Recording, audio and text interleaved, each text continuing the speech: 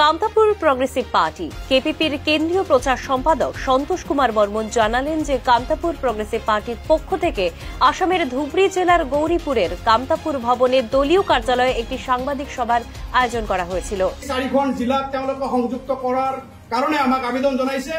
গতিকে আমি আজিৰ তাৰিখত সৰ্বমুঠ ভাৰতবৰ্ষৰ 18খন জিলাত সংযুক্ত কৰি পৃথক কামতাপুৰ ৰাজ্য পুনৰ্গঠন কৰাৰ কাৰণে কেন্দ্ৰীয় সৰকাৰক তো ভাৰত সৰকাৰক আমি আবেদন জানাবো বিচাৰিছো। সংসদ সভায় হাজির ছিলেন কামতাপুর প্রগ্রেসিভ পার্টির কেন্দ্রীয় সাধারণ সম্পাদক উত্তম কুমার রায়, প্রচার সম্পাদক সন্তোষ কুমার বর্মন, কেন্দ্রীয় সদস্য পুলিন চন্দ্র রায়, দিলীপ কুমার বর্মন, ধুবড়ী জেলা কমিটির সভাপতি নিখিল রঞ্জন রায় সহ আরো অন্যান্য নেতৃত্ব। এদিনের সাংবাদিক সভায় কেপিপির কেন্দ্রীয় সাধারণ বলেন যে ভারত সরকারের গৃহ দপ্তরকে শীঘ্রই পৃথক কামতাপুর রাজ্য গঠনের উপযুক্ত পদক্ষেপ গ্রহণ করার আবেদন জানান।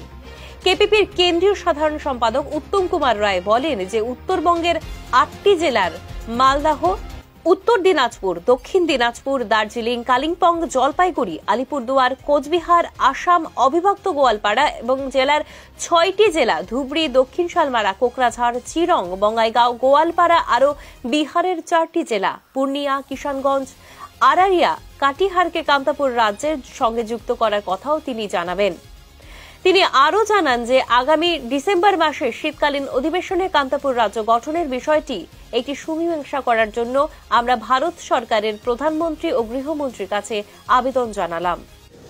আমি কেন্দ্রীয় সরকারক পৃথক কামতাপুর রাজ্য পুনর্গঠন আর কামতাপুরী ভাষার রাষ্ট্রীয় স্বীকৃতি সহ কেইবাটাও বিষয়বস্তু লৈ আমি যোৱা আগষ্ট মাহৰ 17 তাৰিখত এখন স্মাৰকপত্ৰ দিছিলোঁ বিভিন্ন দাবী সম্বলিত, আৰু এই স্মাৰকপত্ৰ আমাক ইতিমধ্যে তাৰ প্ৰতিলিপি প্ৰেৰণ কৰি কামতাপুৰ ৰাজ্য পুনৰ্গঠনৰ বিষয়টো কি পৰ্যায়ত আছে সেই বিষয়ে আমাক স্পষ্টকৈ জনোৱা হৈছে যে এক্সামিন কৰা হৈ আছে। কামতাপুৰ ৰাজ্য পুনৰ্গঠনৰ বিষয়টো এক্সামিন কৰা হৈ আছে, কামতাপুৰী ভাষা ৰাষ্ট্ৰীয় স্বীকৃতি বিষয়টো এক্সামিন কৰা হৈ আছে। এই বিষয়টো আমাক কেন্দ্ৰীয় চৰকাৰৰ গৃহ দপ্তৰৰ ফালৰ পৰা জনোৱা হৈছে। ডিপুটি সেক্ৰেটাৰি পি হেনুকাট্টম নায়াৰ তেখেতে আমাক ইতিমধ্যে জানিবলৈ দিছে, আৰু আমি আশাবাদী যে কেন্দ্ৰীয় চৰকাৰে অতি শীঘ্ৰেই পৃথক কামতাপুৰ ৰাজ্য পুনৰ্গঠন কৰিব লাগে, আৰু কামতাপুৰীসকলৰ যি দীৰ্ঘদিনীয়া সমস্যা তেওঁলোকৰ এই দীৰ্ঘদিনীয়া সমস্যাৰ এক ৰাজনৈতিক সমাধান হ'ব লাগে।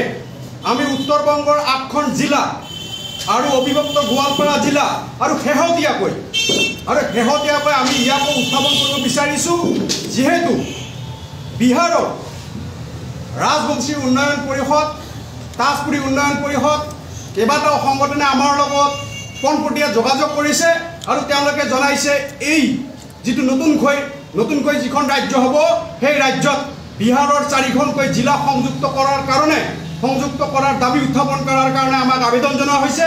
সেই জিলা কেইখন হ'ল বিহাৰৰ পূৰ্ণিয়া, কিষানগঞ্জ আৰু কাটিহাৰ, আৰাৰিয়া। এই 4খন জিলাক তেওঁলোকে সংযুক্ত কৰাৰ কাৰণে আমাক আবেদন জনাইছে। গতিকে আমি আজিৰ তাৰিখত সৰ্বমুঠ ভাৰতবৰ্ষৰ 18খন জিলাত সংযুক্ত কৰি পৃথক কামতাপুৰ ৰাজ্য পুনৰ্গঠন কৰাৰ কাৰণে কেন্দ্ৰীয় চৰকাৰক বা ভাৰত চৰকাৰক আমি আবেদন জনাব বিচাৰিছোঁ। সেই জিলাসমূহ হ'ল নৰ্থ বেংগলৰ মালদা, উত্তৰ দিনাজপুৰ, দক্ষিণ দিনাজপুৰ, দাৰ্জিলিং, জলপাইগুৰি, আলিপুৰদুৱাৰ, কোচবিহাৰ আৰু কালিম্পং।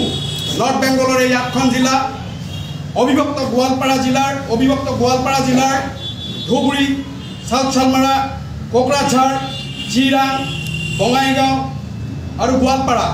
ঠিক একেধৰণে বিহাৰৰ সীমাঞ্চল আছে, সীমাৱৰ্তী অঞ্চল আছে, বংগৰ সীমান্তৱৰ্তী যিকেইখন জিলা আছে সেই জিলাকেইখন হ'ল পূৰ্ণিয়া, কিষানগঞ্জ, কাটিহাৰ আৰু আৰাৰিয়া। এই জিলাসমূহক